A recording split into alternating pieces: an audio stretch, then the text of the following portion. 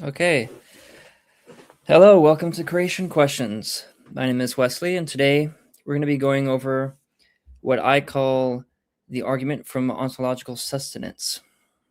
So, this is sort of an idealist argument. So, it takes a viewpoint in contrast to something like realism, and it also is a contingency style argument. So, it's similar to other arguments that I've gone over in the past. And so basically, as you know, I've been working on Kalam defenses and rebutting particular objections. I don't think that any particular objections so far have been very substantive, but there has been some interesting considerations, say from people like Grayson Hawk and his channel when we reacted to the video a couple days ago, and his distinction between different kinds of creation.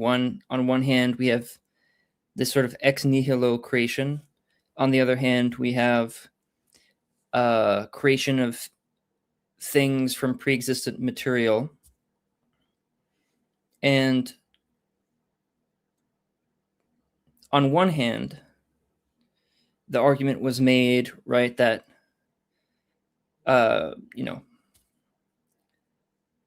things that are created out of pre-existent material are the only things that we observe. So if we're going to infer that all things that begin to exist have a cause, then using this inferential data, we can't actually extrapolate to any kind of higher ex nihilo creation. But actually, William Lane Craig and other proponents of the Kalam are totally fine to grant that and just move on to, well, this is a metaphysical claim about the sufficiency principle, right? This is what is a sufficient explanation for X or Y or Z? And so that got me thinking about, well, do we actually? I want to question that sort of assertion. Do we really not infer things from like our observed experience that are ex nihilo? It seems to me that we actually do. And so this inspired this argument, this particular contingency argument from idealism. It's partly a modification of a Kalam and a contingency argument, as well as there are through lines with George Berkeley. So let me present the slides. Okay, so before we get to the argument, there are a couple slides talking about the general principles that support the first premise. So what is this?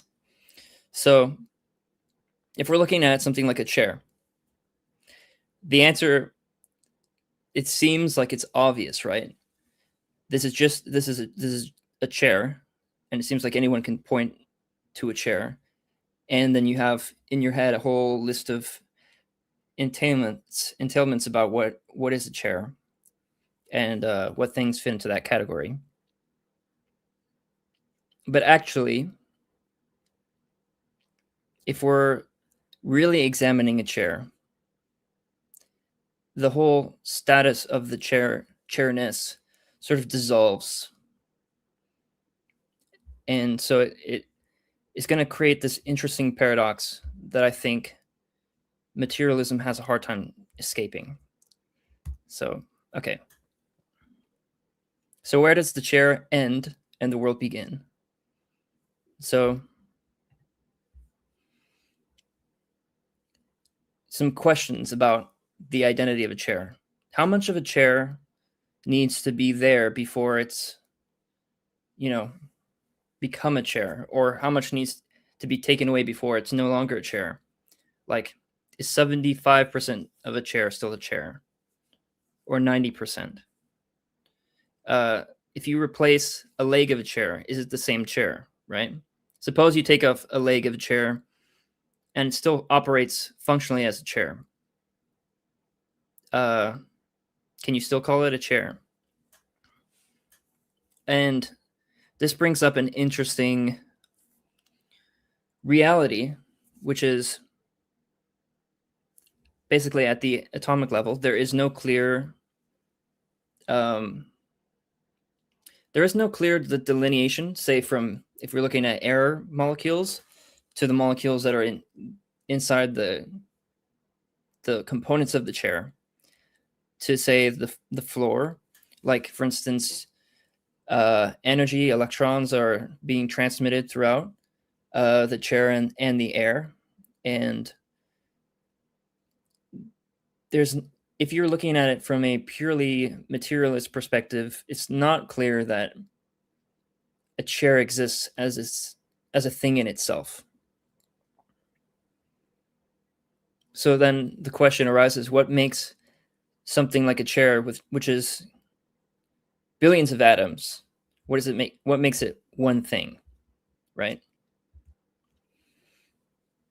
So this leads to this sort of trilemma of what I think, and maybe you can, if you see any problems with this trilemma, I'd like to hear it. But I believe that this is the exhaustive potentials of where chairness exists.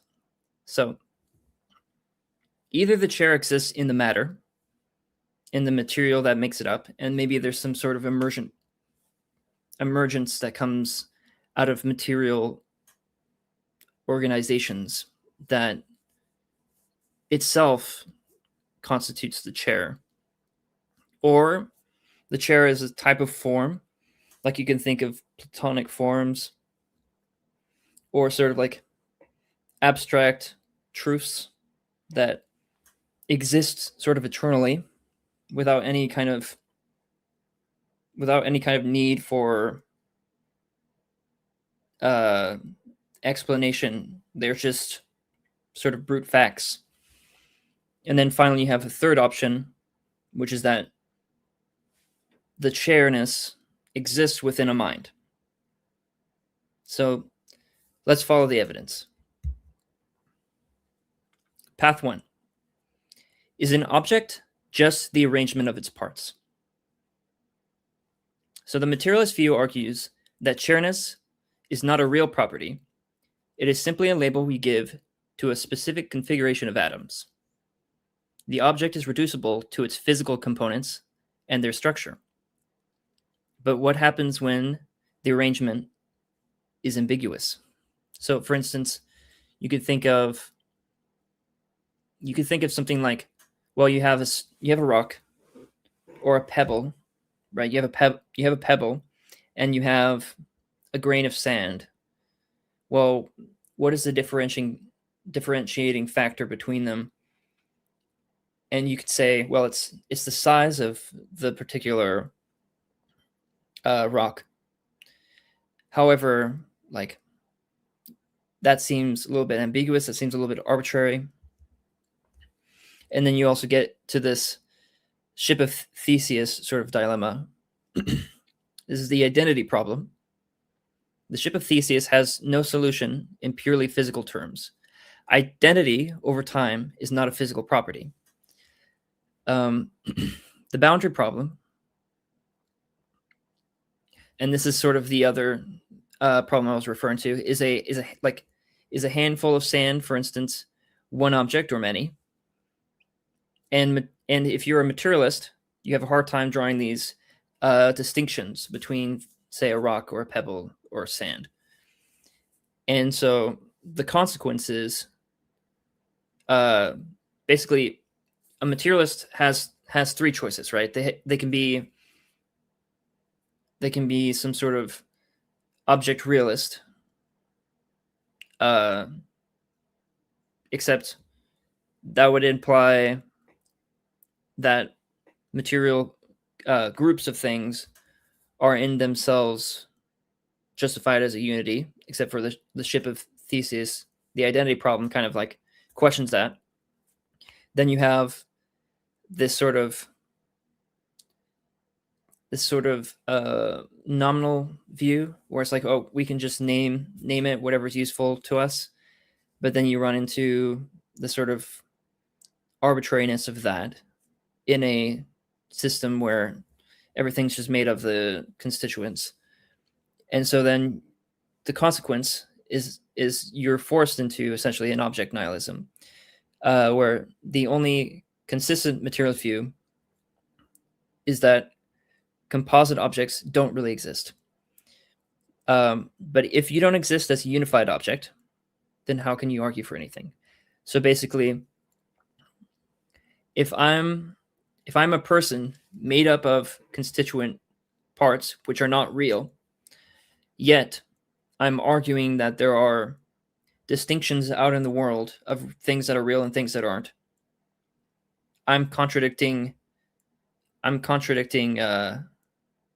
my claims, because by nature of me acting in a way that implies that I'm real, for instance. And then there's also the fact that I'm making categories of things that are imaginary and things that are real. So these are interesting problems that are hard to account for. So path 2, and this is like the classic Platonic view. Is there a perfect blueprint for every object? So this view suggests that chairness of a chair comes from its participation in a perfect form, self-sustaining abstract of the chair. And this form exists in its own abstract realm, independent of matter and minds. So it's existed eternally. It has some sort of causal aptitude. It has some sort of realness in which our observed world doesn't have. But here's sort of the Platonic impasse. Causal impotence. An abstract blueprint cannot reach into the world and assemble atoms. So, for instance, how does the form of a chair hold a chair together? How do forms connect with physical particulars? And then also I see there's a category error here. For instance, concepts like truth, logic, and form are the contents of thought. A thought cannot exist without a thinker, as someone like Alvin Plantinga is going to say, any more than a dance can exist without a dancer. And a good example of this is going to be like justice, for instance, where what do you need in order for justice to be a real form? Because Plato does see justice as a form, and you're going to need essentially agents. You're going to need minds that have sort of already pre built-in relationships. This is all sort of presupposed. Just taking the idea of justice as a form, you have to assume that minds exist. And then the question is, well, can Platonism be this? Can like the forms just exist in the ether? Well, not in the ether, but can they just exist in formland, where like they're complementary to, say, a naturalist or a creation narrative? And it doesn't seem to me that they can, because that would mean that they are parts of some greater whole, and parts of a whole become, because they're parts, contingent, and contingent things are not sufficient explanations for, say, the universe. So path 3, the mind, imposes form on matter. So I see this as the only logical, non-contradictory position here. Unity, boundaries, identity, and purpose are not found in matter or in abstract forms. They are mental constructs. A carpenter, for instance, doesn't take an arrangement of he doesn't just arrange atoms together. He has a sort of blueprint in his mind, or he has some sort of concept of a chair, and then he takes existing materials and he uses them in a way that builds a chair.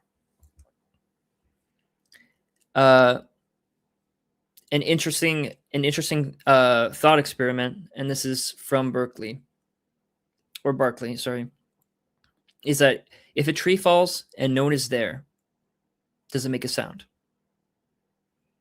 And let's assume again that there no wildlife are there to hear it, and maybe trees don't have any sort of aptitude or sensory input for sound waves. Let's just say a tree falls and there isn't any way to perceive it. Does it make a sound? Well, sound is perception, right? So in essence, it can't make a sound. So in the sense of going back to the carpenter's mind creates the chair, but what happens when the carpenter leaves? In one sense, composite objects continue to exist even when no human mind is thinking of them. But then that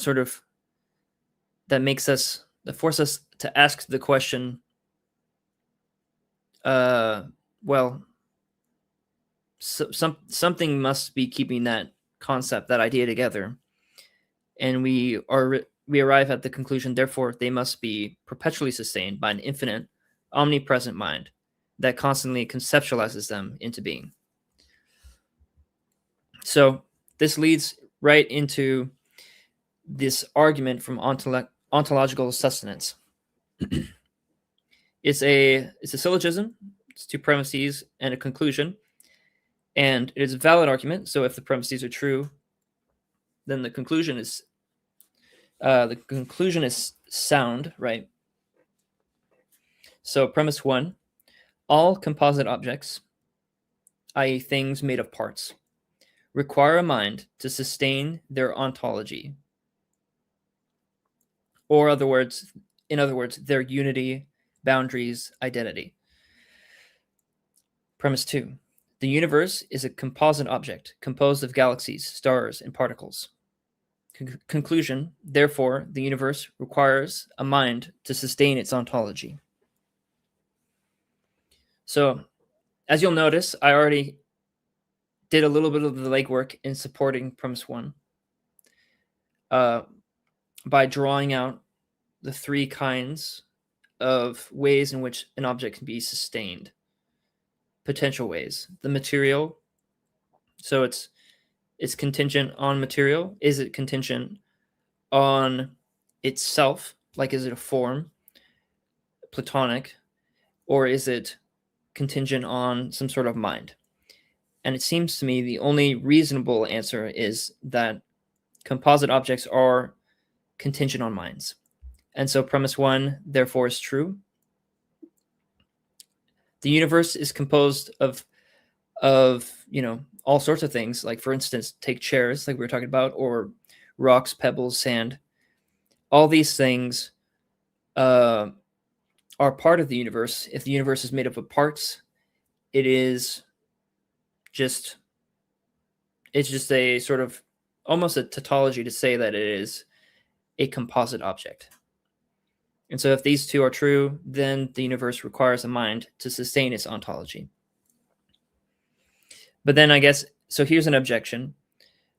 The sustainer cannot be someone like maybe a pantheist is going to say, well, the sustainer of the universe, or like the mind, is actually just the universe. And I'm going to argue that's not the case for two reasons. So, one, the mind must be beyond the universe, since the universe itself is the composite object that needs grounding. So to say that the universe is the thing that sustains itself would be to make a error of the part to the whole fallacy. In addition, this mind cannot be composed of parts or subject to change. It must be self-existent, pure act, with no unrealized potential. So, what does no unrealized potential mean? This is going to be basically, you can think of like the sort of virtues that Aquinas or someone like that lays out, where something like truth or light or justice are these attributes. If it is the case that any of these attributes are not, let's say, like maxed out, then you're going to end up with something that has potential, unrealized potential. And so, but basically, just from here already, we have a transcendent, non-contingent mind. And moving on, we can now look at the divine attributes and how we derive them. Basically, we start at the bottom here, pure act, non-contingent mind. This is this entity that we're trying to explain. What does it need, right? It needs to have no unrealized potential. It needs to be essentially omnipotent.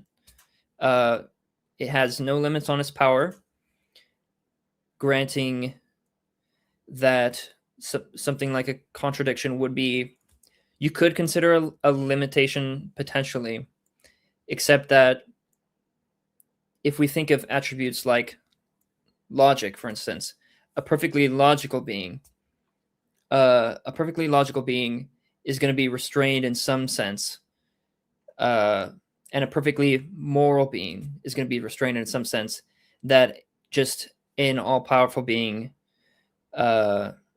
with no sort of like no boundaries except for just all power is not going to be restrained in that sense. Except for, we've defined omnipotence as a being with no unrealized potential, which means that it must have logic and it must have morality. It must have omniscience. A mind that sustains all reality must know all of reality. Omnibenevolence. Basically, it must be an all loving and all good being. And as we were saying before, evil is a lack or a privation. So a fully realized being, one with no potential, is going to have no lacks in its ability for love, ability for goodness. It's going to be eternal.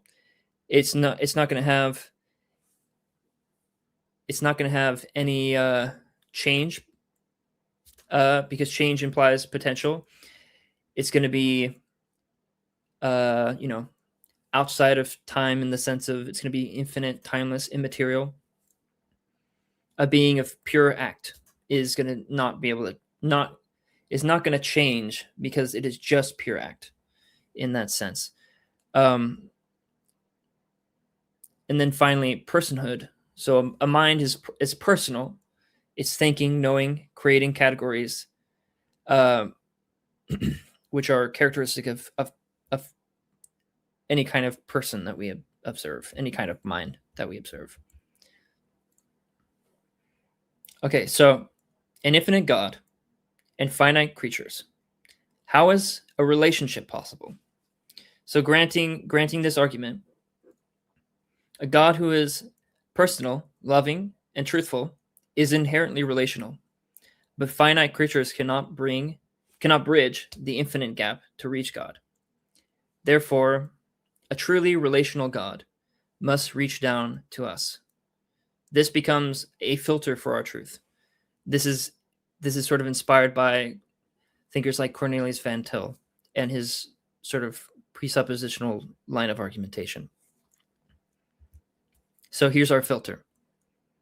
We look at things that we look at the faiths that have a sort of tradition of this classical God, or this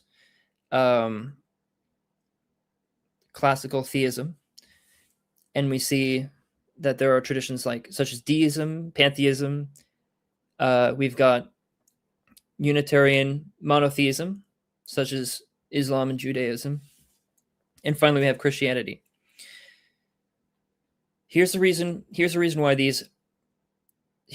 some of these should be rejected, just based on inference of God's attributes. Deism and pantheism offer no genuine relationship, and an all-loving and all-good, a all-powerful being, and an all logical and all true being would want to have some sort of connection to its creation, where these views don't offer any of that. A Unitarian monotheism, such as Islam or Judaism, is going to make God less connected to us, in the sense that there are prophets, there are sending of messages, there are recipients to the message. However, it's one thing to send messages, and it's another thing to bridge the gap and actually make this relationship authentic, where the word becomes flesh, and the word God is manifesting God as sort of a character in the language in which he's programmed us to speak. It's sort of this idea of like, God has created a intelligible world for us, and he has created essentially a word for a intelligible word for him, so that we can understand God in a clearer way, in a more relational way. So what makes it out of the filter is going to be Christianity, because the sustainer becomes the sustained. The infinite becomes finite. In the incarnation, God himself crosses the ontological gap to achieve a perfect union. Okay, so from chair to the cosmos. The mind that sustains the rock, the chair, and every composite object in reality is the same mind that entered the world as Jesus of Nazareth. Every time we recognize an object, we implicitly acknowledge the divine mind that makes reality and our relationship with it possible. Okay, that was my presentation. I'm going to respond to some comments now.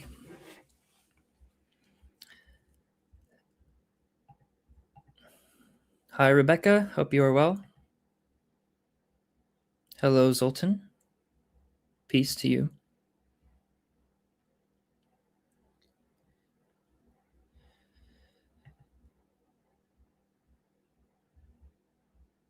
Thanks for watching, Rebecca.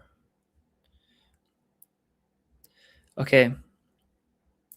I'm now going to invite Junior up, Junior Silva, and he's going to present another argument, another case. Hey, Junior, how are you doing? Hey, brother. Oh, great.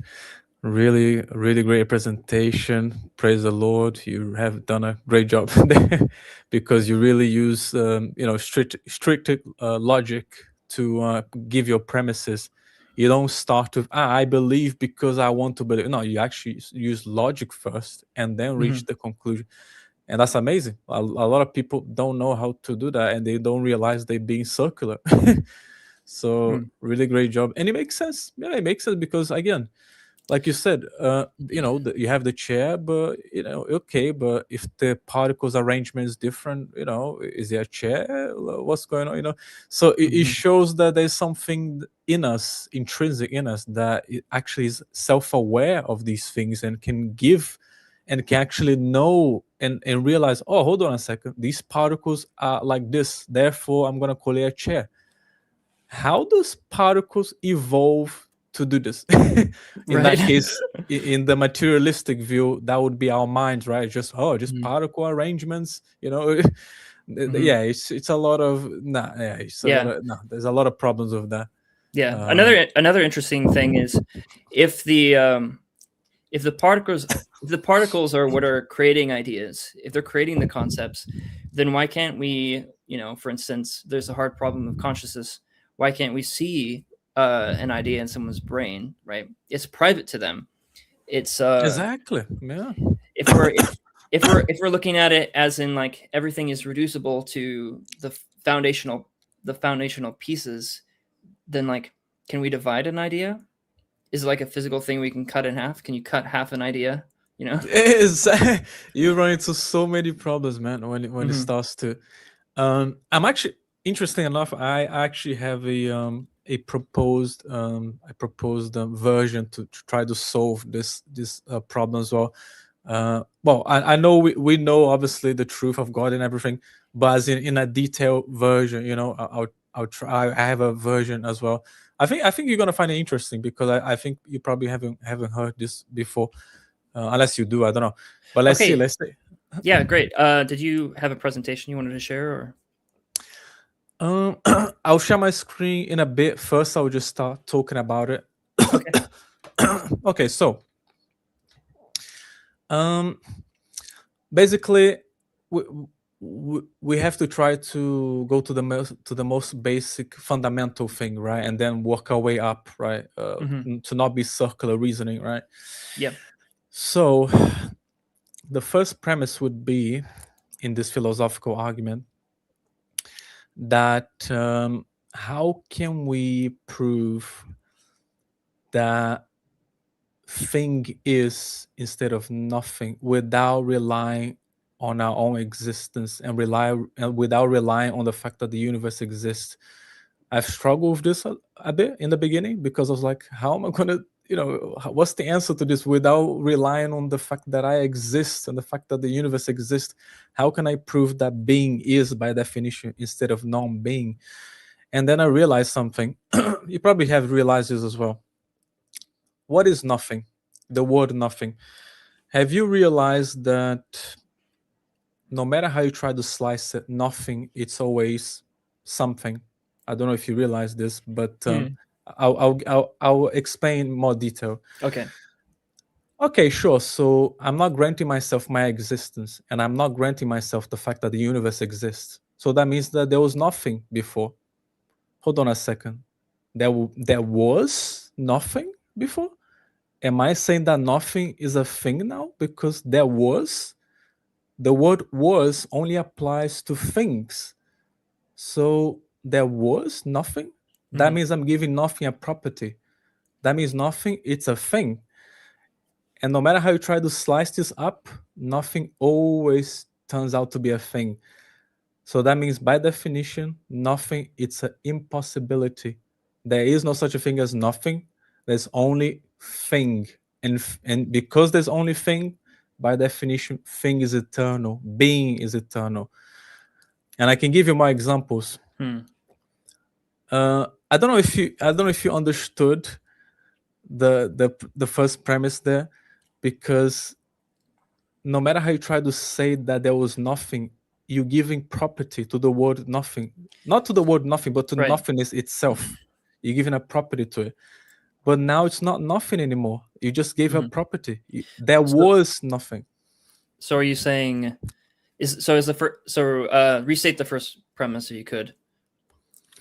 Yeah, so basically the conclusion to the first premise is that nothing is an impossibility because nothing, it's always a thing. And you can try to think of me for a second. I'm not granting myself my existence, and I'm not granting myself the fact that the universe exists. So that means by definition there was nothing, correct? There was nothing before, right? There was nothing. Yeah, I mean, possibly. But I just said there was. That I just gave nothing a property, and true nothing. You're saying you using the affirmative terminology implies the existence of something, the being of something. Exactly. I just gave nothing a property. As I'm saying that there was nothing. But then again, couldn't you just say there wasn't anything, right?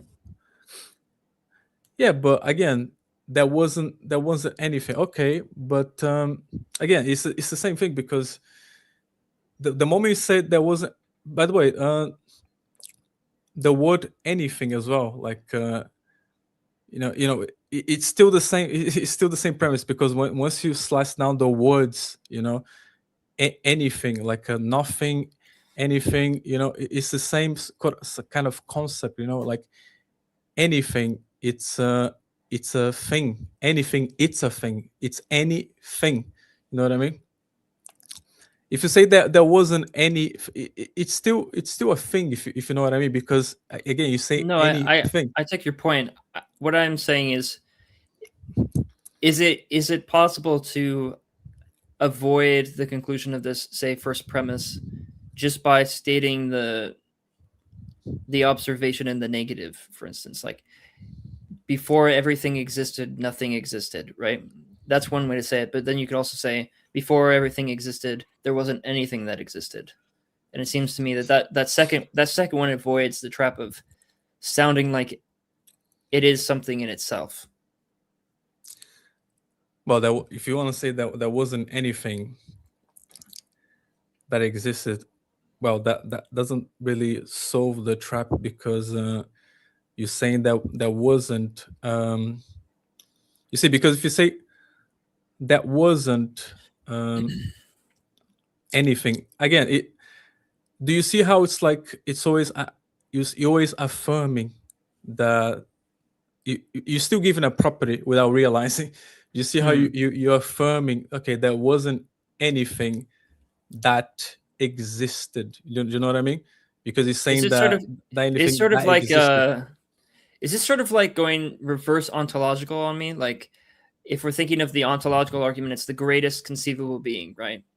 But if we're thinking of this idea of this property of nothing, is it this idea of like, well, it's because nothing is something that you can't conceive of? It's because it literally is the word nothing itself is literally self-contradictory, because again, you're always giving some kind of property. Did you say that nothing didn't exist before? Did you just say that there wasn't anything at all? Guess what? You just gave it a property. Mm-hmm. How is it nothing then? Hold on, we've got some comments. We got an objection here. So nothing is not a thing. It's the absence of a thing. Saying that nothingness is a property doesn't solve the problem. Oh, okay. Is the absence? Okay, so yeah. Once again, given a property, you say it's an absence of a thing. Is this pronounced Ganilo objection? I could look that up. Yeah, exactly. So the absence. Okay, nice proof of my point that you just gave it a property again, because you're saying that it's an absence. That thing has an absence. The nothing that you just said, it has an absence, of a thing. So again, you can analyze it. You can analyze it deeply if you want, and you quickly realize that it's self-contradictory every time. So that again, there was nothing. How else can I say it? Nothing was there. Okay, so are you saying nothing was there? So it was there then. So it doesn't matter how you try to logically think about it. Nothing's always a thing. Therefore, it's self-contradictory. It's not. I see. So it's also about. It's not just about the word nothing in itself. It's about how when we describe something like nothing or there wasn't anything, you're saying things like was, as in past tense. It's not just a word. Within time, or exactly in a place, like nothing is there. There's a certain place in which nothing exists, and it's a contradiction to say that nothing exists in a place or in a time or in a space. Exactly. It doesn't matter if you say there was nothing. Think it's not about the wording. It's not about trapping in the wording.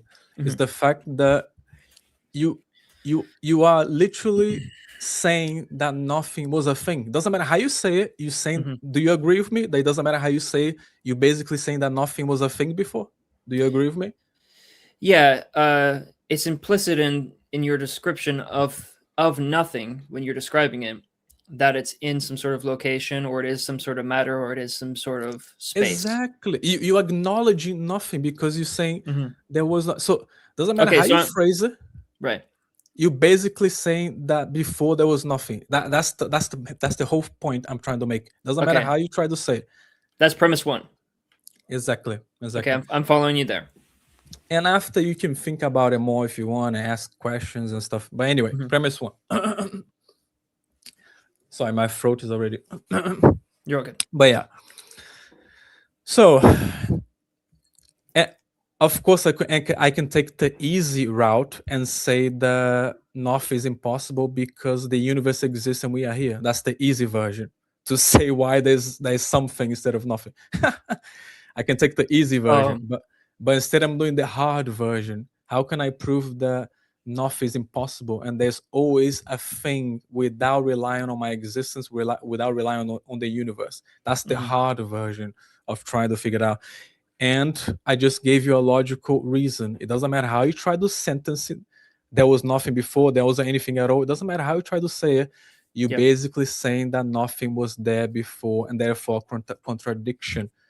And if nothing is a contradiction, therefore you only have thing, aka you only have being.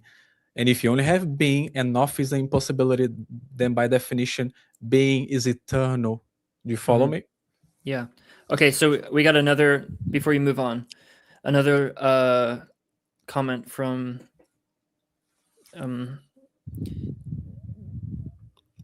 I don't know how to pronounce that. Language is secondary to existence. The fact that a linguistic trap can be set doesn't mean that nothing is a thing. Anyway, I'm a big crunch guy. The universe is eternal. Okay, once again, who said that this was about language? I literally just said a few seconds ago, and this guy think it's about language trapping. He is not realizing. He needs. Please think about it. Whatever your name was there, that you giving nothing a property. Take some time to think about it because clearly he hasn't understood what I was trying to say. Did you want to say something? Why? Wes? I agree. Language is secondary to existence, but when we're conceptualizing things, that's not necessarily language. It's not language's fault that we're conceptualizing nothing to exist, right? When we think of nothing and we think of it in a place or in a time, or as with a sort of like a substrate of material, then it's not the language's fault that we're thinking of it like that. Exactly. It's literally the very definition of nothing that becomes self-contradictory when you think about it. Because again, you just acknowledging that nothing was there. You know what I mean? It doesn't matter how you try to say it in a phrase. But anyway, premise one is that. Premise two. We've concluded so far that by definition, nothing is impossible. There's only being, and by definition, if there's only being, being is eternal. However, now we know that contradictions are not part of nothing. Contradictions, by definition, cannot be part of thing, cannot be part of being. Why is that? Well, because nothing doesn't exist. So by definition, there's only being. So that means that contradictions, aka nothing, is not part of being. It's not part of. Do you follow me there so far? So contradictions. Are you going to define things? Let me flip.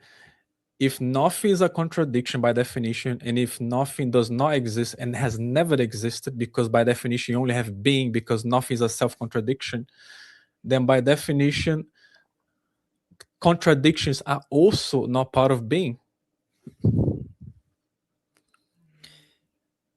Right, because what have we defined contradiction as? And I'm assuming it would be something like a contradiction is a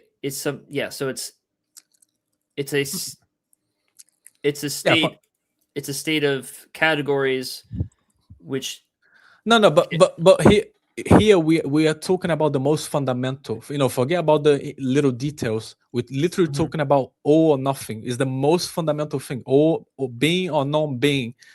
If I can prove to you logically that non-being has never existed, then by definition all contradictions cannot be part of being. You know what I mean? Because contradictions are non-being. Exactly. Nothing by itself is a contradiction, and therefore, if nothing has never existed, then therefore nothing and contradiction is not part of being and has never been part of being. Contradiction is impossible. You know what I mean? Because nothing is a contradiction. Nothing is not part of being. You know what I mean? So that's the following premise. So now we know. Yes, and a logical definition of a contradiction would be A and not A. So Exactly. Now we know that you can't have nothing and thing at the same time. You know what I mean? Right. Because once again, nothing is a nothing is always a thing. If nothing is always a thing, then you know what I mean. There's no such a thing as nothing. You know what I mean? Right. But anyway, so now we know with the premise so far, we have an eternal thing, eternal being. The contradictions cannot be part of him or of the being, of the eternal being. Now we need to look at the properties. What are the non-contradictory properties of this being? It has to be non-contradictory because of the things we talked about so far. So it only has to be non-contradictory properties of this being. So the first non-contradictory property of this being would be that he has to be ordered. Has to be ordered. By definition, it has to be ordered, because if it's not ordered, it becomes chaos, and then being becomes non-being, and then non-being becomes being again for 3 seconds, and then 5 seconds later becomes being again. No, that's chaos, and that's a contradiction. And once again, contradictions are not part of being. You know what I mean? So it has to be ordered. You know what I mean? Consistent. You can't just stop being and then being again. That's not order. You know what I mean? That would be a contradiction again. You know what I mean? So in contradictions are not part of being once again. Anyway, so by definition, it has to be ordered.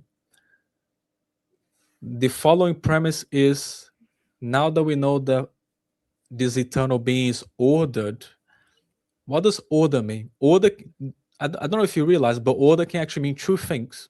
First thing is order in the sense of upholding the laws of physics, right? You are literally giving orders in the sense of, you create order, right? And you uphold these orders in a consistent manner, the laws of physics as we know it, right? Gravity, all that kind of things, right?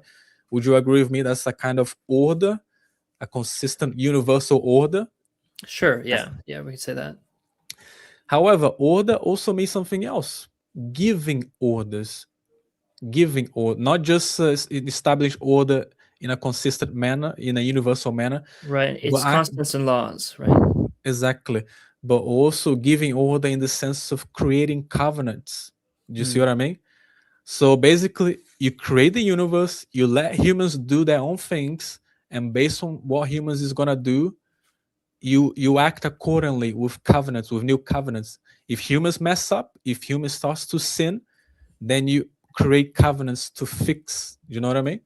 So you're giving new orders. So it's not like creating a new gravity, a new law of gravity. It's a different type of order. You know what I mean? It's an order that God literally interacts with us. It's like an interactive type of order. You know what I mean? And this is what would mean to give order. So it's not just to create atoms. Create atoms is a type of order as well. It literally is a type of law and order to create atoms.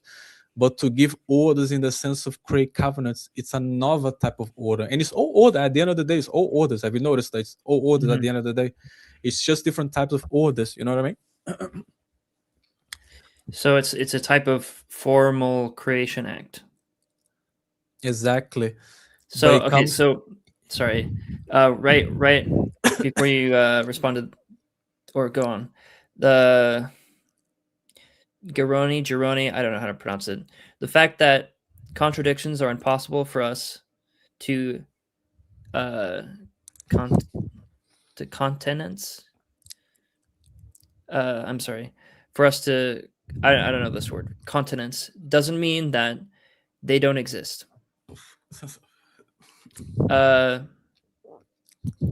Gödel proved that all logical systems are either incomplete or self-contradictory. Okay, yeah. So clearly, countenance. Yeah.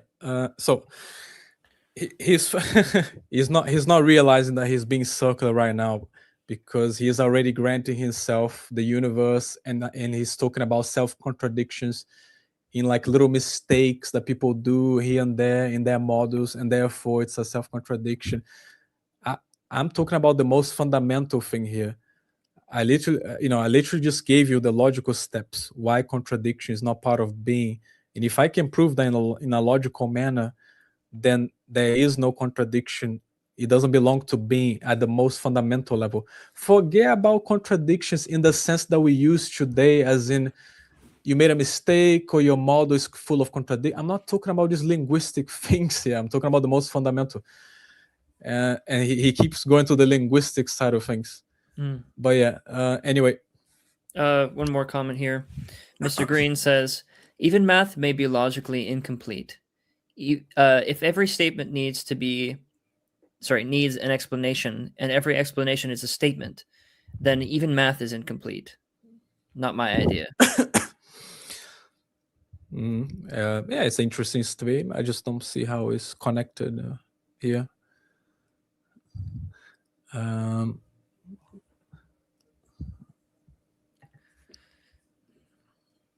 But anyway, oh, you have some more to read? Yeah. Okay, so he says again, dude, I have a degree in philosophy. Have you read Descartes, Aquinas? Are you aware of the people who have made your argument before you?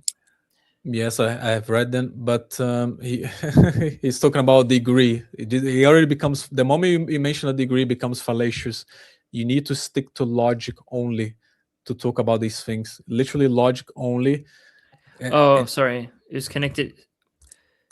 It was kind of connected to the chat comment. Oh, you were responding. You were responding to him or her. Yeah, but okay. So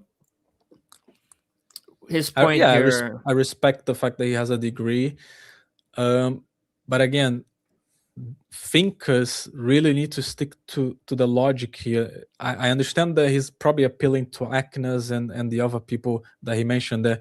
Aquinas, Thomas Aquinas. Yeah. And again, they René Descartes. Yeah, exactly, and they have contributed a lot to the philosophy and things. Oh yeah. But again, trying to get to the most fundamental from step one all the way until the final premise, it is challenging to try to connect all the dots, but it's what we're trying to do here. So anyway, okay. No, he's just that's just ad hominem, so we're moving on. I understand his objection, but please rewatch this video. I promise you, I'm not being ignorant. It's something that I have thought about it through quite hard as well. Spent months, trying to connect these dots in a logical manner without being, a circular reason. But I promise you, it's not. I'm not being arrogant. So please don't think that way, comment person. Anyway, I will get to the final premise in a minute. Anyway, and people can rewatch the video. Anyway, so what do we have so far? Nothing is always a thing. By definition, that means nothing is a contradiction. If nothing is not part of being, then that means contradiction, which means nothing is not part of being. And because you only have being, that means being is eternal by definition. And being by definition means you have to be ordered, because if you're not ordered, you are chaos. And if you are chaos, that means being stops being being, and it starts to be non-being, and that's a contradiction. And we just established that contradiction is not part of being. Therefore, it has to be ordered by definition. So that's where we stopped. Let's carry on. Okay. So because being is ordered by definition, then it can give orders, it can give new covenants, depending on how his creation responds, what his creation does, right? And it can also create order in the sense of upholding the laws of physics. That's actually the thing that I talked about already, actually. So, giving all of this, it's really amazing how it all fits with the biblical God. When Moses asked God, what is your name, Lord, so I can tell the Pharaoh, please give me one, because at that time people, they have a lots of God's name, right? Back in the Egyptian days, right?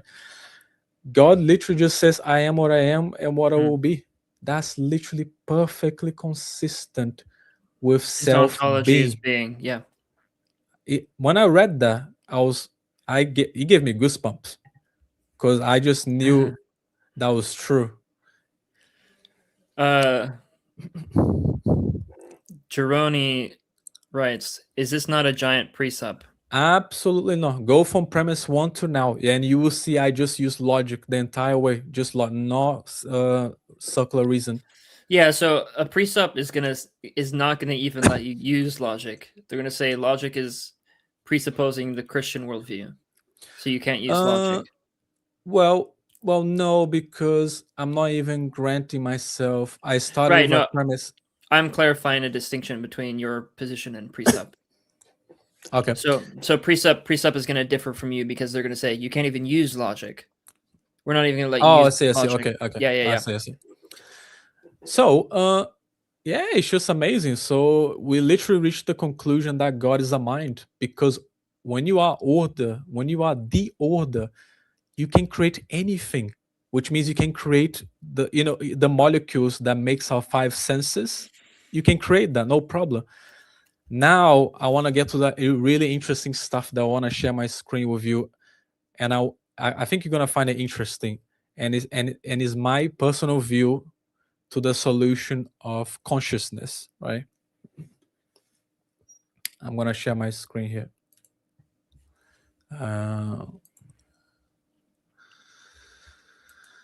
Okay. Okay, while you're doing that, Mr. Green writes, I think I'm getting the point. There was always God, which means there was always something. Well, by definition, it has to be, yeah, Yeah. because of the stuff that we talked about. If I keep saying, it's going to be a little repetitive if I keep going premise 1 all the time and then premise 2. You guys can rewatch the video. But yeah, so you see my Photoshop, right? Mm-hmm. Okay. So I think you're going to find this really interesting. So think of this white canvas. Think of this entire white canvas as the potential to be God, right? Because we established already that God is eternal by definition, and because he just is, right? So I'm gonna write a big just is, right? Because once again, nothing is an impossibility, therefore it just is, and it always has been and always will be. So God is, this entire white canvas is God, just is. What is consciousness? Since God just is, and we also established that just is also means order. Order means he can create anything and so on and so forth. Of course, he's a loving God. I'm not going to get into the loving part because you explained it so well, why by definition he is a loving God. So I'm not even going to touch on that.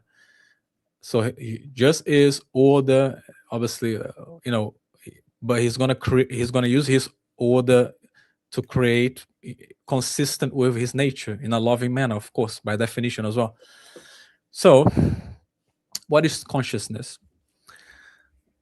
Well, God, since this entire canvas is the potential to be, and is all God basically, that means he can create a human body, which is I'm gonna draw a circle, right? And this circle is gonna represent a human body, okay? Real quick, you can draw this circle real quick, but Girani, I'm sorry, I'm probably pronouncing it different every time, but he writes, "Oh, really? You're just gonna sneak in loving? You're just gonna sneak in loving?" He says, "Well, okay, so if we're looking at the attributes of the being that is all powerful, the being is eternal, so that means he knows right. all things. Exactly, you explained that really well. So I guess he's kind of appealing to my line of argumentation that we did earlier. Exactly. So if you want to go back and watch that, maybe you have a exactly. Yes. Anyway, so just is order eternal. This whole canvas is the potential to be because it just is. So So since it's just in the potential to be, that means God can create anything. So he's gonna create molecules. He's gonna create molecules right here, because after all, everything is the potential to be. So he can create molecules anywhere he wants. So he decides to create molecules like this, and this represents your body. So that means all the cells, all the amazing complexity in your body is this circle. However, have you noticed that in quantum mechanics, molecules, they basically like they have this wave function property to them, right? So it almost makes it seem like everything is like in this wave state, right? Like the molecules. It's really quite amazing. So all of the molecules are working together. And guess what? You are inside just is. Everything in the canvas is just is. So you also are a very small just is. Do you understand where I'm going with this? Again, everything is God in the sense that we all belong, we all are part of him. But I promise I'm not being blasphemous right now when I say everything is God. I'm going somewhere with this. Everything is God in the sense that the white canvas, everything is God in the sense of the white canvas. But the moment God gives you a body, and you also become a just is, which is your consciousness, by the way, then you become a child of God. You see what I mean? You become a child of God. You're not God, you are a child of him, because you are a little just is inside the molecules. You know what I mean? You are surrounded by the molecules that God gave you, which is your body. And the just is exactly your consciousness. That's why you are able to do this amazing. You're able to choose things. You're able to have thoughts. You're able to walk. Your five senses. All of this comes from your free will, which comes from the just is. And your just is comes from the fact that everything is God, which means everything has the potential to just be. But that just be is gonna, the how the body is gonna move is gonna depend on the body that God gives you. You know what I mean? It's gonna depend on the body that God gives you. And depending on the body that God gives you and the arrangement of molecules, it's also going to be a just is inside that body. Do you know what I mean? Or, I don't know if So I think that's interesting, and like you said, to trying to avoid, I don't know, maybe this could potentially sound blasphemous, but trying to avoid that. But like, it's like we are, in the sense, a sort of like a sampler set of God's attributes. I don't know if you want to. It's not blasphemous. What does the Bible Yeah. say? We are made in God's image. Right. This is what I'm explaining to you right now. Is consistent with us being made in God's image. We are a little just is. Right. God Okay, is the whole just is. You know what I mean? The entire potential to be the whole canvas. But once again, how that just is gonna move around, how that just is gonna live its life, depends on the body that God surrounds you I see. with that potential to be. God is gonna surround you with molecules, and those molecules is literally what gives your five senses. Is literally what makes your brain your brain. Everything that you do, everything, your memories, everything is from the atoms that surrounds that just is potential. And and that just is your consciousness, is your mind. That's why you can think, that's why you can have imagination. All of these things comes from the just is, which is of course our just is limited, right? Because the body God gave us is limited, so of course it's going to be limited. You know what I mean? And God of course can do whatever he wants according to his nature, his loving nature. So I'm not violating any logical conclusions here, really, with this explanation. Yeah, I mean, Unless you that makes can. sense. We've got some comments here. Again from Gironi. Like flies to wanton boys, are we to the gods? They kill us for their sport. Interesting. Also, free will doesn't exist. It's an illusion. Hey, you know what, Giorni, I'd love to have you come up and debate free will, or even just discuss it with me. I think that'd be very interesting. Exactly. Yeah, I'm literally showing here as well that free will exists. You're only using logic as well. But anyway, Everything is God is where I'm losing it. no, no, I didn't say that everything is God in the sense that we are part of God. But the It's moment God creates a body in us, we become a child of God. I didn't say we are God. I say we are a child of God. yeah, it's not necessarily everything is God, but God is just what being is. So God is everything in that sense. Exactly. Yeah, that's what I mean. So it's not blasphemy. It's not blasphemy, and also this explanation I'm giving you also explains where the consciousness of Okay. baby come from, because now you have a mother. Now you have a mother.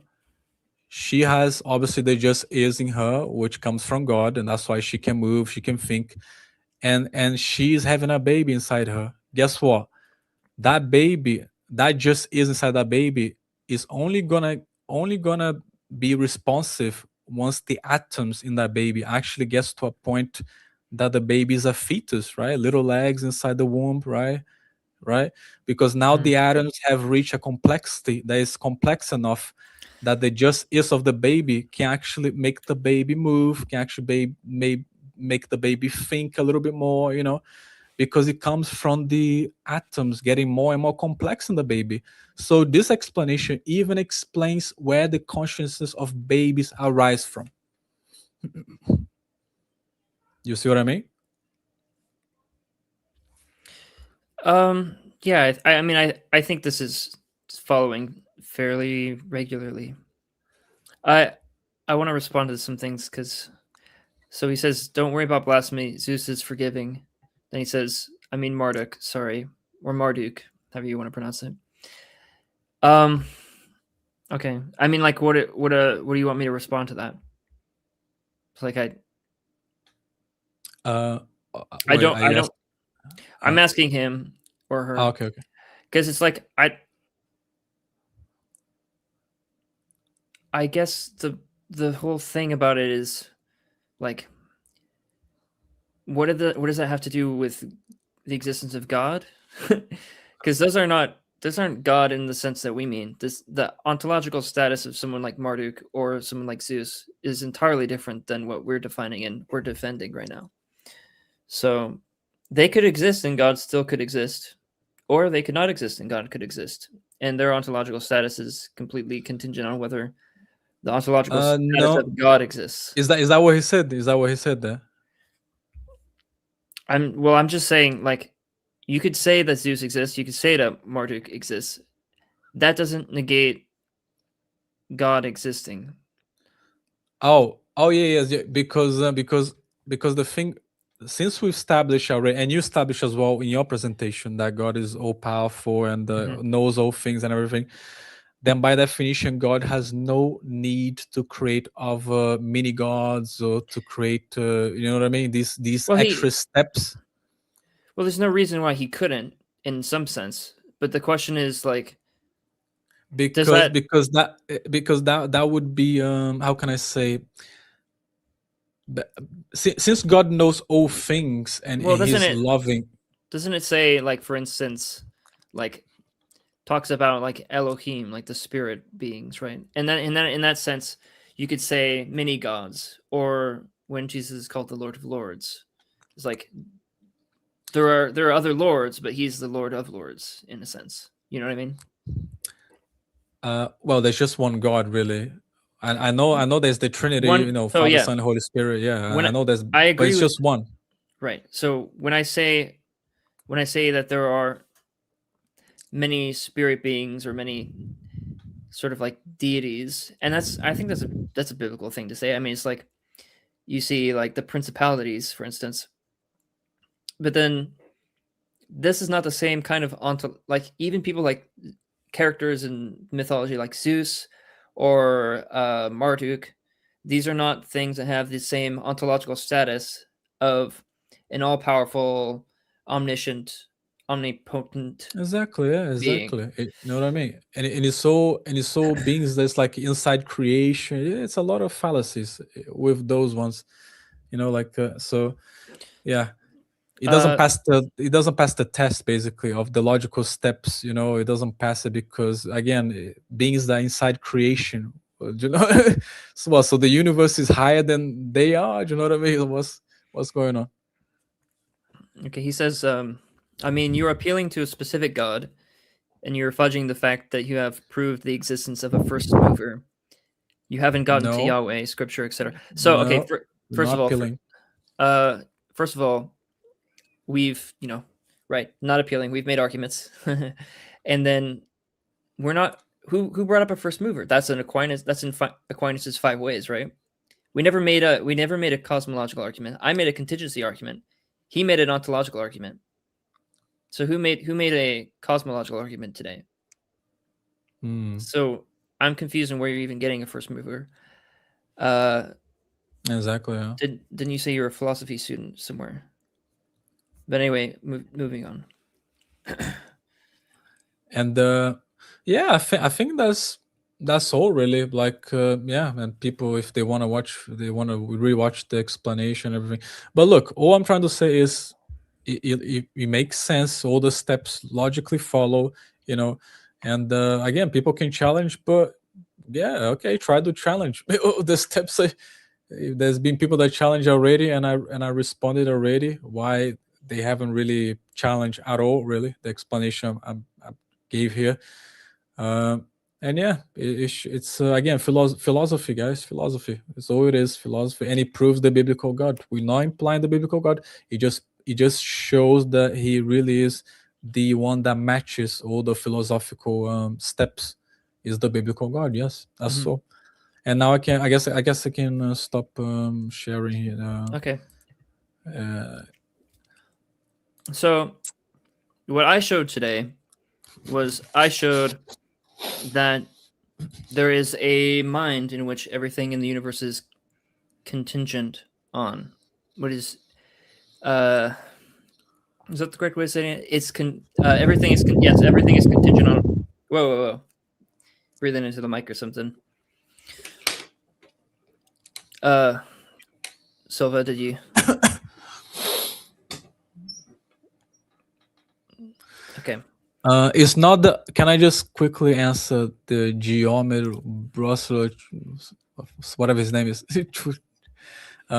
Because he said you have your ontological God, but you can't give any properties. I wanted to address that real quick. Being is a property, first of all. Yeah. So obviously, you can only have being. If you follow my argumentation, then you can only have being. You can't have nothing by definition. And yeah, so and it's not about giving him properties. Is that the logical steps that we did shows that he has order. He can't be chaos. He has to be order. And order doesn't just mean creating atoms and creating the laws of physics. It also means giving order in the sense of actually giving new covenants and also changing things or making water appear, like these things. God can do these things, obviously, so these are all orders. What do you have to say about this next comment that he says? He says we're granting being for the sake of argument. Again, basically just people are just making me repeat the first premise over and over again. Like yeah.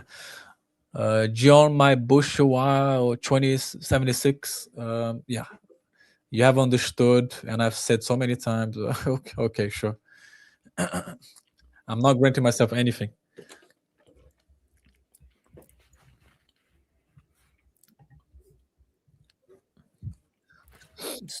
So yeah, the first premise was that nothingness couldn't be a thing. Nothing doesn't have any ontological status.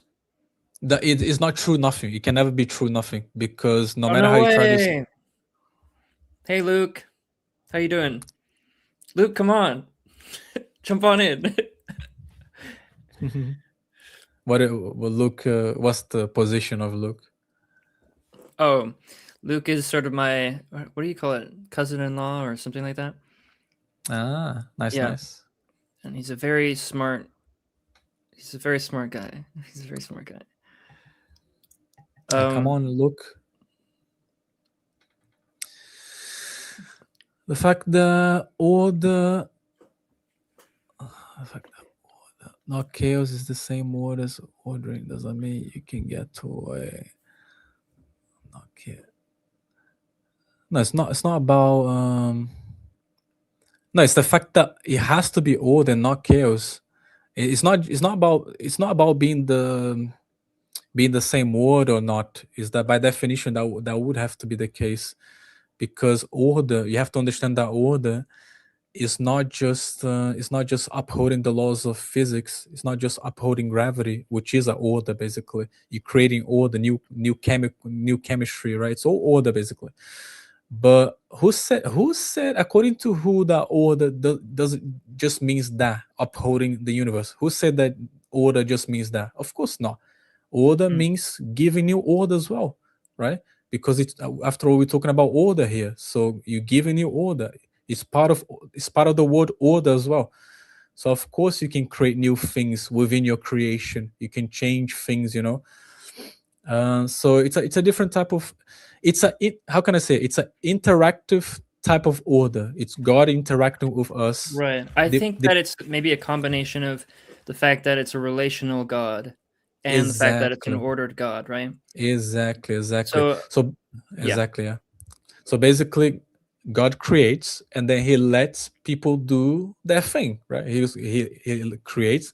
He creates the laws of physics. He creates your five senses. He creates the earth, and that's order. By the way, that is order. That's law and order, which means order. By the way, it's a universal thing. It's like saying law, right? The laws are universal. It's the same thing. So, all humans have sinned in the Garden of Evil. Well, guess what? Now God has to step in and create a new type of order, which is still an order, but it's an interactive type of order in the form of a covenant. You know what I mean? And He creates that covenant. We know He creates that covenant with Abraham, and we know the subsequent covenants. It all makes sense, really, when you think about it. I'm so confused by this. So he says, I think you're making a huge jump from an ordered universe to orders, from laws to a lawgiver. So doesn't the fact that there is laws imply a lawgiver, and the fact that there is order implies some sort of Absolutely. Yeah. at least an ordering principle, if not an orderer? Exactly, yeah. Law and order. Law, it has to be law and order. This thing that is eternal has to be law and order, yeah. It can't be chaos. Help us see the jump here, because I don't think either of us are getting it. So if you want, you can hop in. Links in the chat. Yeah, I think he's mostly focusing on the materialistic view, and then say, okay, so we have a universe that's order, but you can't prove God, so how can you make that jump? So he's not following the steps. He's already coming from a mind that assumes no God, and how can you make that jump, basically? He writes, okay, an ordering principle. I have no problem with that. Okay. And then from an ordering principle, which is not in itself something that is like self-sufficient, what explains that? What accounts for that? What's the efficient cause of an ordering principle? And then just do the math, right?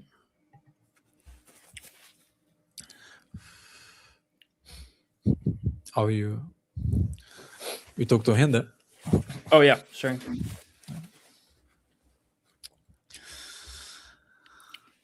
I think it would be useful to go back a couple slides here. Yeah, and just explain. Here's the thought process here. I'll start where I'm talking about the argument from ontological sustenance, right? So if we conclude that therefore the universe requires a mind to sustain its ontology, and we conclude that because all composite objects require a mind to sustain their ontology, then we derive a few things: that it can't be the universe because the universe is a contingent thing. It's made of parts. It has unrealized potential. There are attributes that arise from a being that has no unrealized potential, including omnipotence, omniscience, omnibenevolence. Basically, it all stems from this idea of omnipotence, which we're defining as a being with no unrealized potential. If there is a being like that, that means think of any attribute and there is no unrealized potential within that attribute. So think of like morality, a good being. There can't be any unrealized potential in how good this being is. There can't be any unrealized potential in how intelligent or how eternal or how personal this being is, or how all-knowing this being is, or how ordered, for instance, like Silva's talking about. So these are all attributes, and because of the omnipotent principle, we have to conclude that all attributes are completely realized in their potential. So there's no potential; it's to the max, attributes to the max, and that's how we define God. So God is infinite, right? So I'll leave Exactly. And I don't know how much more time you have. I could go on with a thing if you want. It's up to you. that. Yeah, sure. Real quick. Mr. Green says, so it comes down to which explanation seems more plausible. Yeah, in one sense, it is inferential. The problem is that there are if we're looking exhaustively, there are two other positions about where we can substantiate objects, specifically objects that are made of components, yet are unified. And the other two options run into contradictions. The materialist view runs into contradictions, and you leave as an object nihilist. The Platonist view runs into contradictions because you leave with nothing grounding these higher thoughts, like Alvin Plantinga is gonna demonstrate. So Exactly, and that's consistent with the explanation as well that I was saying earlier. That contradictions is not part of God, so that means those explanations are wrong by definition. okay, so this is a good question. He says, and you're saying such a being, if understood, must exist because existence is more actualized than non-existence. So I'm not saying that. I'm not making an ontological argument, but Non-existence is impossible. I think that's similar to what's happening with Silva's argument. Although I don't know if it could be classified as a sort of, I don't know, classical ontological argument. Maybe not.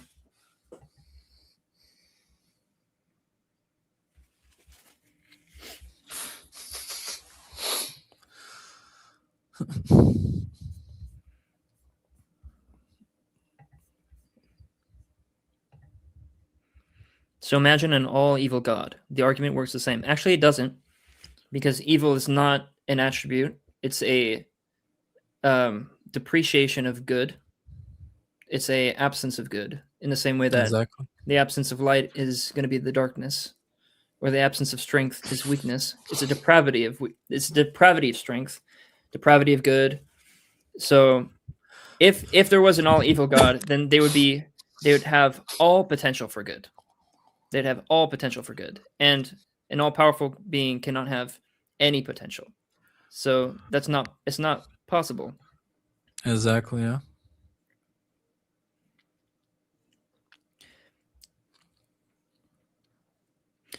Good. Okay, good is the absence of evil. So if Because good. Okay, he needs to understand this. When you are all knowing, you are by definition all loving. Is love itself, because you don't lack anything, and therefore there's no potential for evil there, because you simply know all things already. You know everything already. That evil is an impossibility. He needs to understand that. He's trying to make as if evil is a thing in itself, like he's trying to separate the two, right? Like, oh, what about evil in this and it doesn't work. So yeah, Logically, so it doesn't work. let's just think about what evil is real quick. So basically, so if we think about this concept of what should I do, right? What is the action that is the optimal action? it has this like ought value to it. It's like I should like do X, Y, Z. What evil is, it is like, like how sin is like, it's a technical term, it's like an archery term. It's like missing the target, right? So it already definitionally means you're like not on the right track. But basically, like I'm not fulfilling the ought that I need to fulfill. So I don't know if it makes sense to say that good is a sort of privation of like the thing that I need, it breaks logic. Yeah, the thing that I need to fulfill is a privation of not fulfilling the thing I need to fulfill. I don't see how that follows.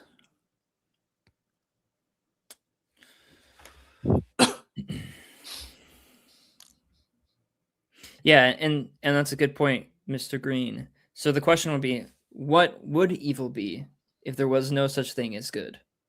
Whereas I can think of what good would be without evil. So that's another way you can tell what an attribute is, right? Where the attributes fulfillment and where its sort of depravity lie is what when you think of the attribute, can you conceptualize one part without the other? And that part that you can conceptualize without the other is going to be the attribute. So if I can conceive of something like strength, you say there's no such thing as good unless there's evil. That doesn't follow. Yeah, he didn't say that. Yeah. So for instance, like if we take light, because light is a sort of light is a property of which the depravity is darkness. If there is total and complete light, would there be any darkness?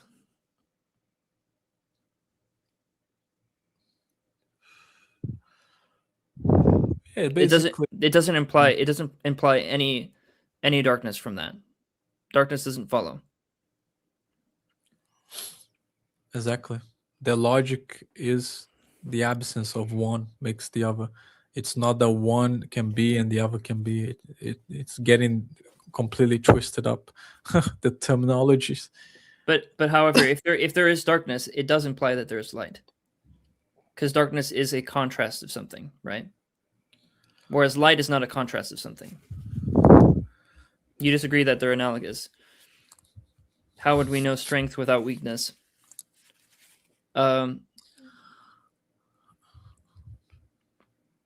You would, if you were able to do, basically think about an omnipotent individual. They're able to achieve anything that they want to, right? Anything that they will to do, they can do. Where's the weakness there? Does weakness have to exist there? I don't see how that would follow, right? Exactly. Weakness is something that applies to, weakness to humans, In a world where everything is blue, the word blue has no meaning. That is completely nonsensical. I don't see why he's going. Because okay, so if everything is blue, of course blue would have meaning, right? How would it not have meaning? It is something there that you can conceptualize. Therefore, people would be able to, name it. Like it's something. So I don't understand that.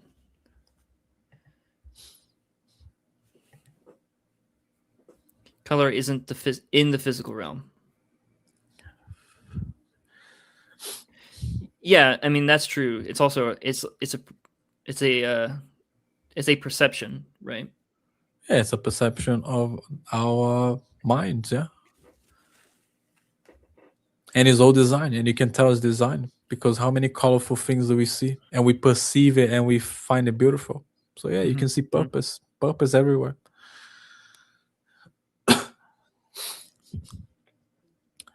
But about the evil thing, yeah, I don't. He hasn't really brought any arguments to actually challenge this. Talking about blue skies, like, I really didn't get that.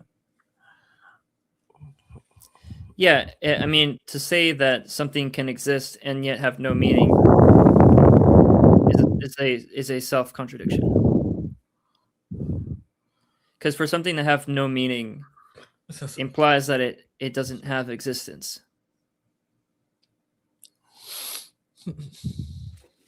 Does it not? Exactly, and I would argue that non-existent is impossible as well. So,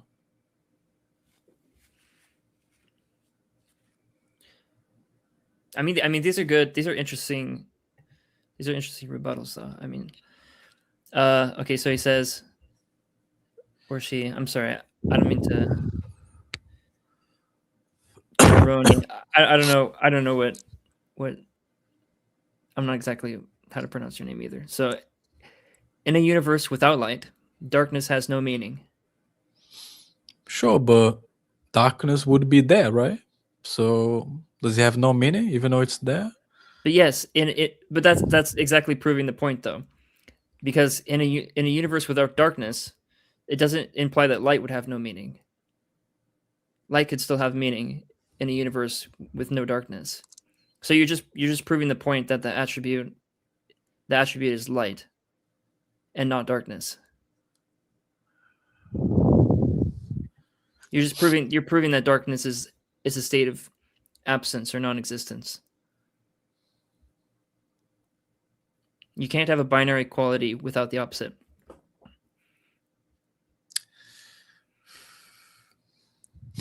Binary quality. Yeah, they're not. I don't. They're not binary qualities. It's just a quality. It's just an attribute, right? I don't know why he keeps trying to separate the two as if it's two different things. So to return to your argument for good and evil, I'm saying that your argument works, but the converse works too. Well, Well, I you mean, can't have two works. Now, who's trying to have the binary cake now? so goodness is the attribute, right? Not evil.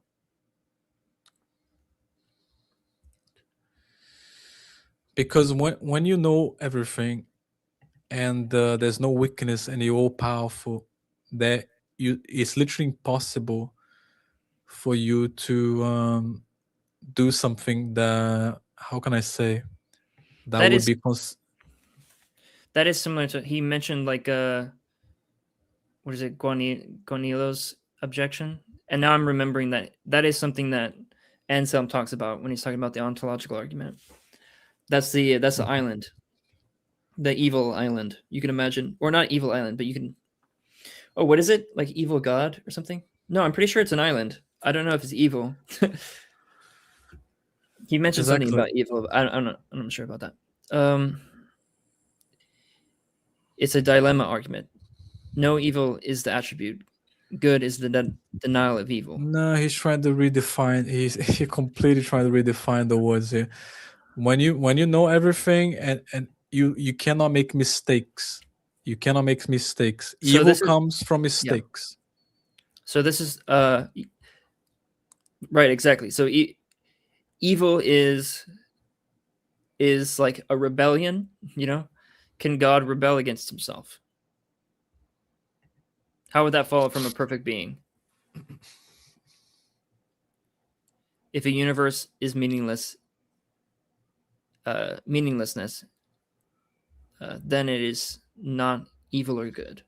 But who's saying it's meaningless? He's saying that. I'm not. You know what I mean? Based on who that it's meaningless. Oh, He. I see. No. This is someone replying to him. So but I don't think. Are you? I'm not sure if he's saying that Aquinas expands the argument to other examples. Okay, but I'm not sure he's saying that the universe is meaningless. I don't think that's his argument. But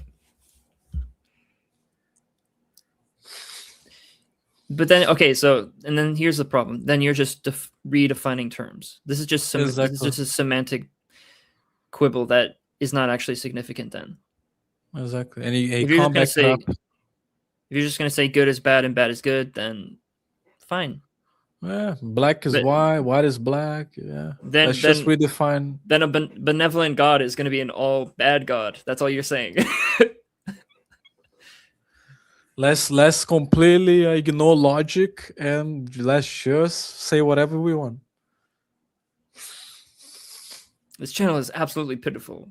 But in any case, I hope it's not this God's mind, because the Bible's God is obsessed. Okay, with I'm not gonna read that, but yeah, yeah, that's some old. I mean, that's particular to an old covenant. That's a Levitical, right? So that's part of God's covenant with. Do you need Chris Hansen in here? I mean, I think if you're willing to come on, you should come on. I don't think you should. If you think you have good points, then I think you should come on. But I mean, I don't know who Chris Hansen is either. But yeah, when you go deep, when you actually go deep into it, it actually makes sense. All the covenants actually make sense. There's a reason there. Even at the genetic level, there's a reason. Is he talking about the American television presenter?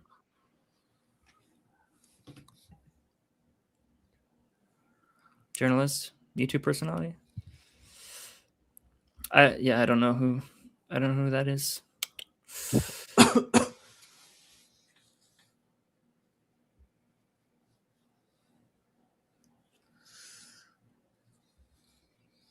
It's kind of just incoherent stuff here, but that's okay. Yeah, come on, guys. Bring us the actual arguments. What's the problem, Gollum? That's funny.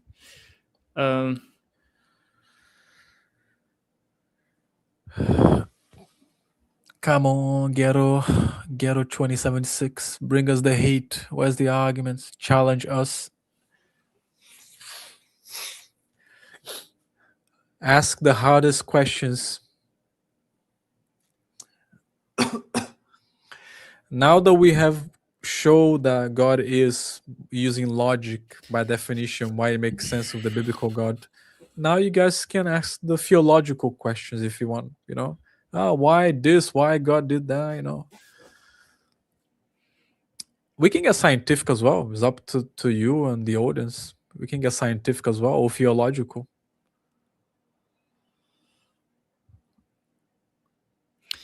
So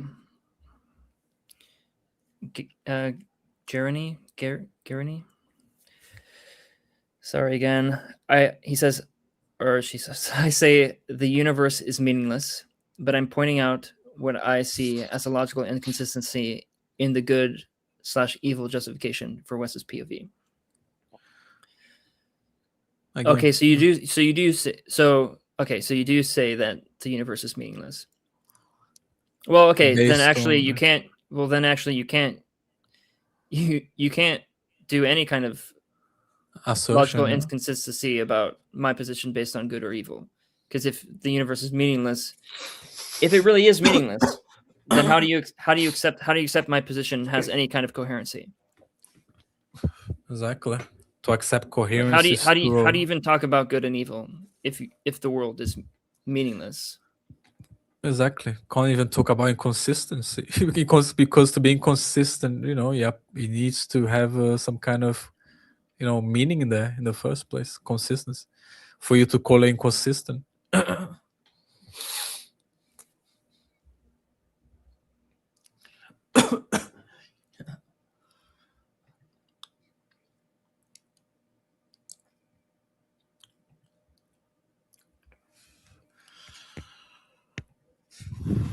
Gollum says, God is imaginary as other gods. Can you physically show me your God? No, neither could the Hindu apologists. That's absolutely a fallacy because God has done everything that he had to do. All the covenants are done already.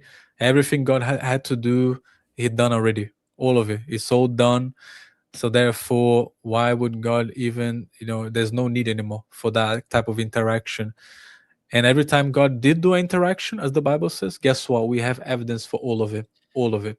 I think this is a very telling response, because you're asking, can you physically show me your God, when we've established with several arguments today that God is not a physical being. So this is exactly.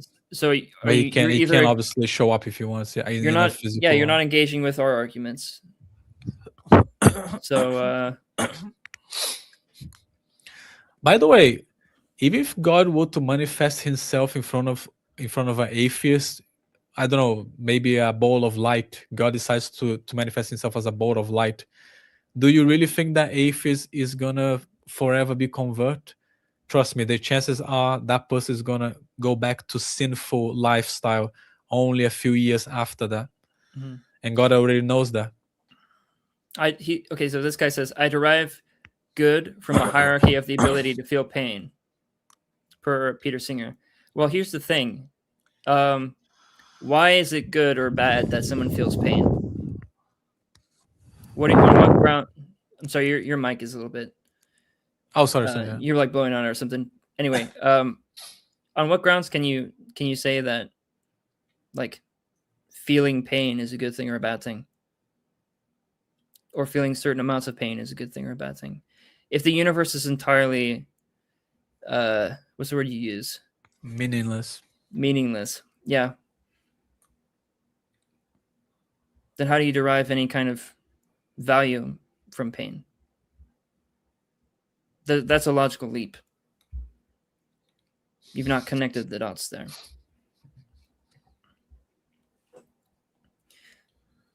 So he's an imaginary being. So interesting. So, Gollum, would you say that you can trust science? Answer that question, and then I'll respond.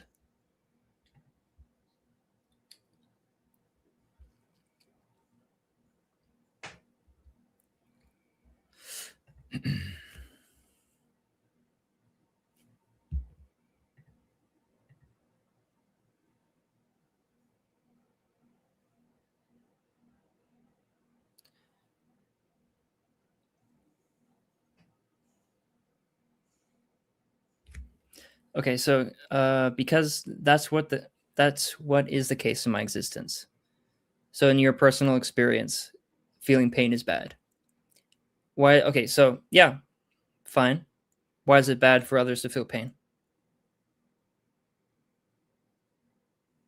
Why is it objective? Why should we ground a society on pain? Why is your own body, your own proteins constantly repairing your DNAs? Okay, so Gollum is using science, and he thinks that oh, what does he say before?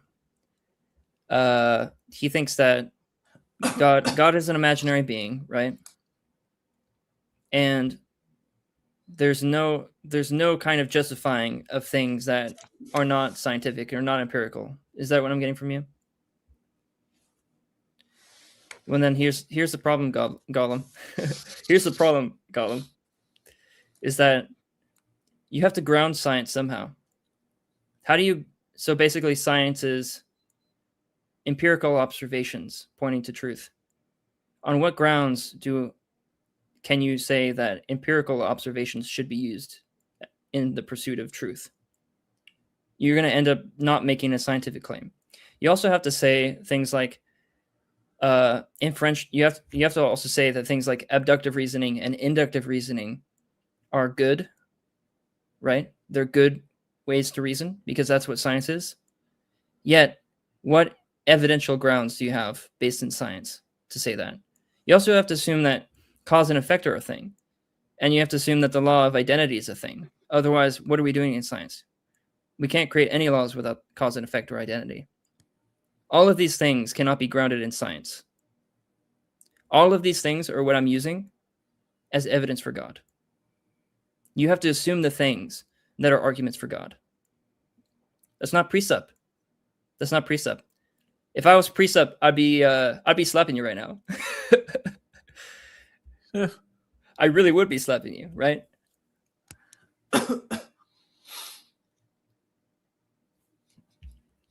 Because you can't actually have, you don't actually, but I'm just using basic epistemology from people like Kant and Hume. Like Hume is an atheist, but he knows something that you don't, apparently, right?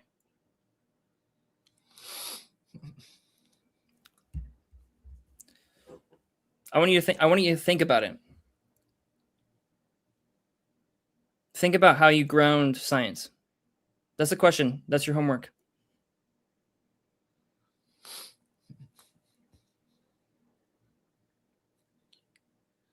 Yeah, Hume realized that you couldn't ground cause and effect just based on your sense impressions and ideas. Hume said, I can only have my philosophy while I'm in the closet, but as soon as I go out and have a beer with my friends and play backgammon, then I have to lose it because it's not relevant to the real world. So, I mean, if that's your icon, oh well.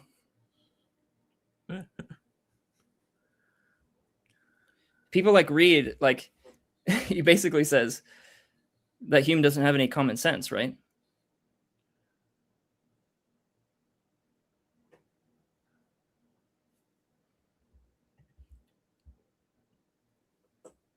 Interesting.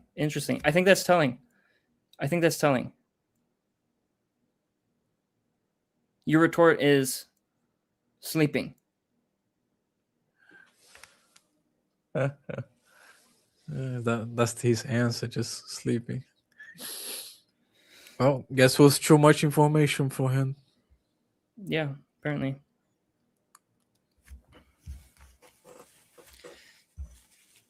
I don't know, how do you get like, at least come up with an argument, right? At least come up with a retort.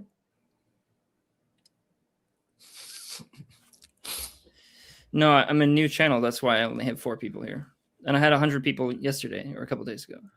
Yeah, So, that's yeah. You see how they lower the level. When they can't argument anymore, they start attacking.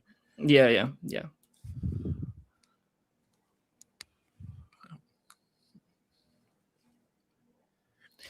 I think that's really interesting too, because like he's made like 15 comments and none of them have been a response to what I said yet.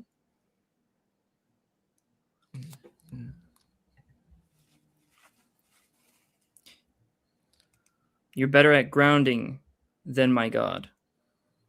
Grounding what? Grounding illogical stances, maybe. Listen, you can come up here. You can come up here and have a debate, or I'm just going to block you. Yeah, okay, that's your option. I'm going to put you in timeout.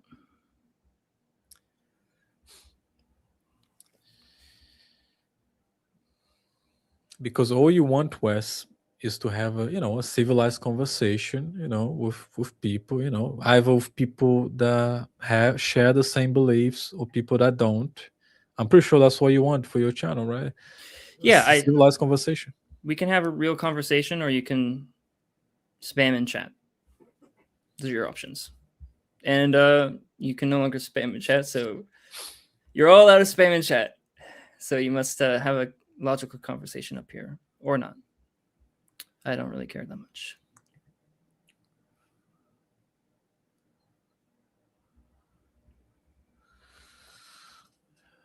Yeah.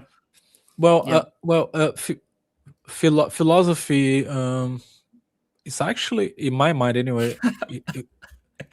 Which one? Oh my gosh. Which one? Oh, that's so funny. Oh, I hope you have another account after this, because it's like he's like, that's not the only account I have. Uh-oh. It's like, gotta give yourself away, huh? Oh, that's funny. Well, that's good to know. I actually, yeah. I actually just banned that one because I don't have any interest in you like spamming multiple accounts. Yeah, honestly, like, what is the point? Like, people need to be productive. Like, why do we waste time doing this type of thing?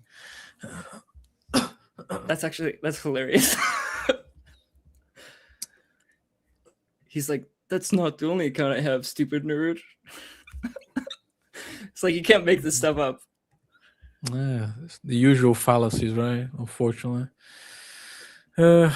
But you know, but that guy that said about philosophy that it's just about philosophy. You can't draw. Actually, we can draw conclusion from. I actually think philosophy is above science, because how can you do science without a strong philosophical basis? So Yeah. I think philosophy is actually above science. Philosophy proves, not just I guess, or no, proves God's existence. That's what philosophy does.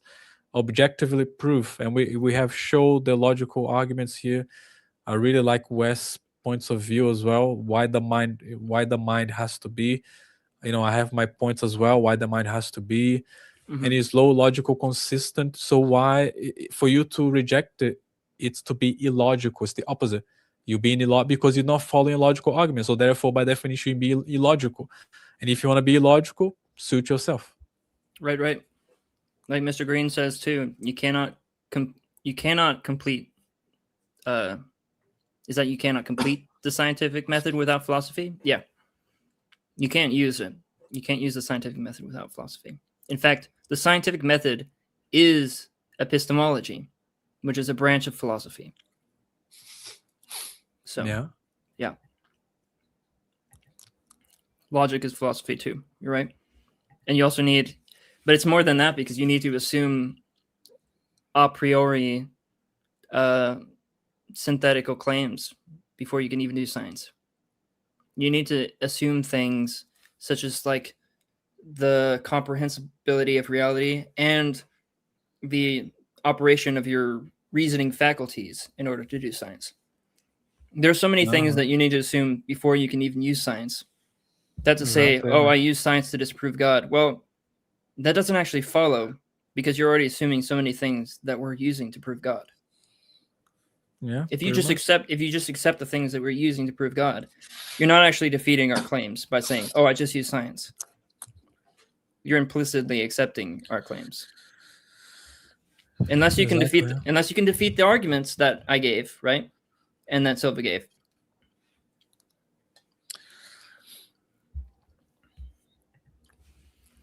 Mr. Green writes, I used to write, you can't do science without philosophy. Then people balked.